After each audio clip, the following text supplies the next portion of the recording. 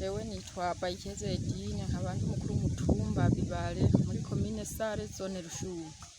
Twebwe nk'abajejwe intwaro ku mutumba turahimiriza abenegihugu akamaro k'ibikorwa rusangi kugira bijukire gukora ibikorwa rusangi ku mitumba na cane aho tuba duherereye, tukabereka yuko ari ibikorwa vyiza na cane mu gusukura amabarabara, mu gukora inyubako rusangi zo ku mutumba, ahaba hari amashuri, haba hari amavuriro, tugerageza kwereka abenegihugu akamaro k'ibikorwa rusangi kugira ngo koko umutumba ukomeze gutera uja imbere.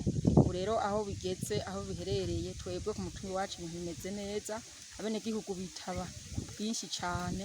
Ubu kweri abantu bamaze gukura amaboko mu mpuzu, bamaze kubona akamaro k'ibikorwa rusangi na cane cane kubera yuko tubahimiriza cane bakavyitaba, natwebwe turi imboneza zabo tukaja ku kivi.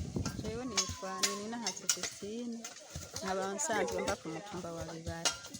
Uyu munsi rero twazindutse tugenda gukora ibikorwa rusangi kw'ibarabara rija ku mugwa mukuru w'intara yacu nziza ya Bujumbura, ryari risanzwe ryarononekaye.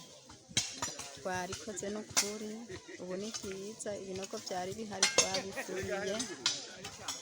Hanyuma rero ico twosaba kubera iki gihe ari ico gukora kuri iyi leta yacu nziza, leta mvyeyi, leta nkozi, twosaba yuko nukuri umuvyeyi wacu nyakubahwa perezida wacu yodufasha akaduha agakaburimbi, natwe ku mugwa mukuru wacu tukabona agakaburimbi, nukuri yoba akoze. Twobasaba rero kugira ngo ba nyakubahwa aka kajambo dusaba twifuza abenegihugu bo ku mutumba wa Bibare muri komine yacu nziza ya Isare, mwokadushikanira kuri nyakubahwa perezida w'igihugu cacu ciza c'Uburundi, azodufashe aduhe ikaburimbi nuko tugire kirisi.